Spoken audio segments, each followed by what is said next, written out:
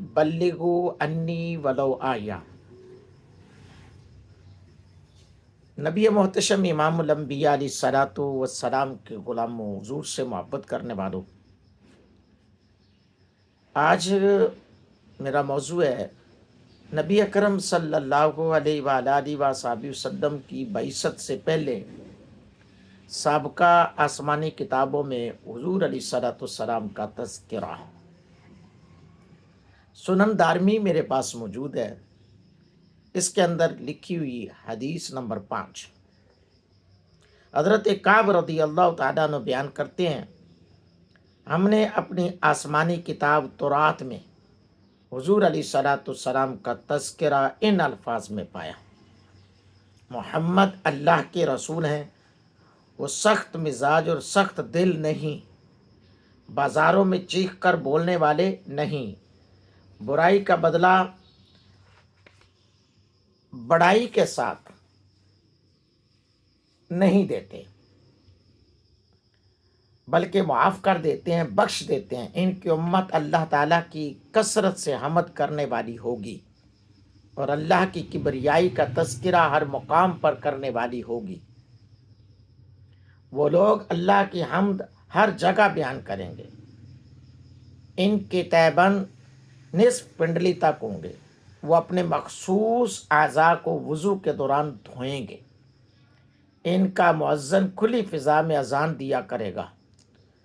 जंग के दौरान इनकी सफ़ें और नमाज के दौरान इनकी सफ़ें एक जैसी होंगी। वो लोग रात के वक़्त शहद की मक्खी की बिनबिनाहट की तरह अल्लाह ताला की बारगाह में गिरिया जारी करेंगे। हज़रत मोहम्मद मुस्तफ़ा सल्लल्लाहु अलैहि वसल्लम की पैदाइश मक्का में होगी। वो हिजरत करके तैयबा जाएंगे और इनकी बादशाही शाम में होगी। हज़रात किराम कदर, इस हदीस पाक के अंदर मेरे आका अलैहिस्सलाम के खसाइस जो बयान किए गए, ये खसाइस हज़रत काब रज़ी अल्लाह तआला अन्हु बयान कर रहे हैं, जो कि तौरात के बड़े माहिर आलिम थे।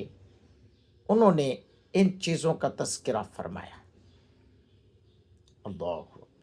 यानी मुस्तफ़ा अलैहिस्सलाम की शानें, मुस्तफ़ा अलैहिस्सलाम का मुकाम, मुस्तफ़ा अलैहिस्सलाम की अज़मत, मुस्तफ़ा अलैहिस्सलाम की फ़जीलत तौरात के अंदर भी मौजूद है। और इस अंदाज में थी कि हुजूर का शान भी, हुजूर के उम्मतियों का मुकाम भी, हुजूर की अज़मत भी, हुजूर के ग़ुलामों की अज़मत भी। सुबहान अल्लाह।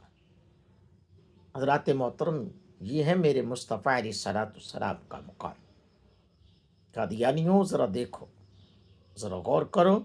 सुनन दारमी की हदीस नंबर 5 आपने समात फरमाई। अल्लाह पाक हमें हुजूर अलैहिस्सलाम की पक्की सच्ची मोहब्बत में जीना मरना नसीब फरमाए। आमीन।